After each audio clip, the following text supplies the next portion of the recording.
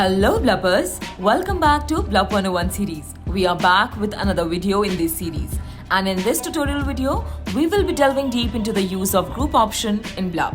Today, you'll learn that with the help of the group option in Blup, you can seamlessly bring together images, text and other elements to create visually compelling and well-organized elements in an app in Blup.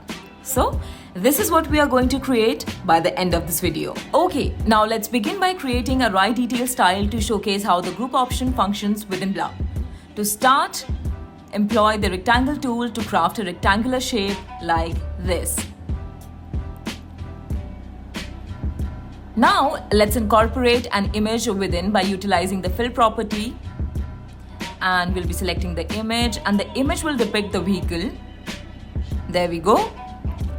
As you can see, the image doesn't fit seamlessly within the rectangle. We'll utilize the fit option to ensure proper alignment.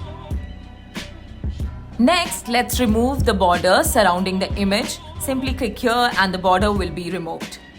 Moving forward, we'll incorporate text using the text tool. Select the text tool and type Uber X. Excellent. Now let's modify the text properties, adjust the font to size 24, apply bold formatting, align it towards the right side of the car, and done. Continuing on, we'll introduce the drop-off time using the text tool once again. Type drop-off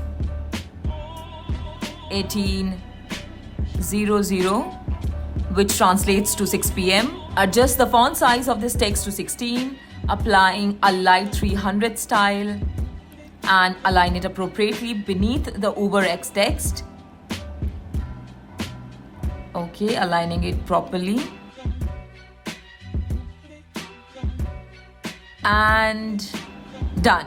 Now let's add the fare. Select the text tool and input the fare, which will be $10.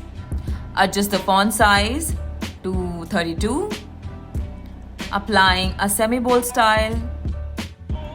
Now align it precisely to the right side, achieving the desired effect. Here comes the pivotal step, grouping all the elements together. To do this, select the fare, drop-off text and the vehicle image. Right-click on your selection to reveal a list of options. Click on the group option, and all the elements will be grouped together seamlessly. This is how you effectively group elements.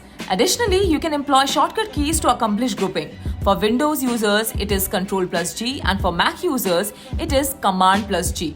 Moving forward, let's run the application to observe the results. In the console view, detailed information about running the app is displayed. So you can check here if your app is running or not.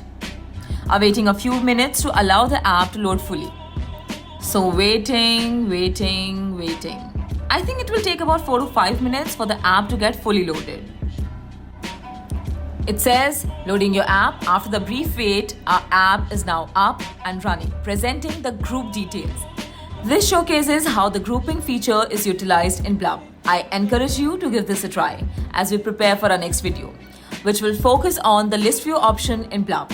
And in the meantime, you guys keep blupping.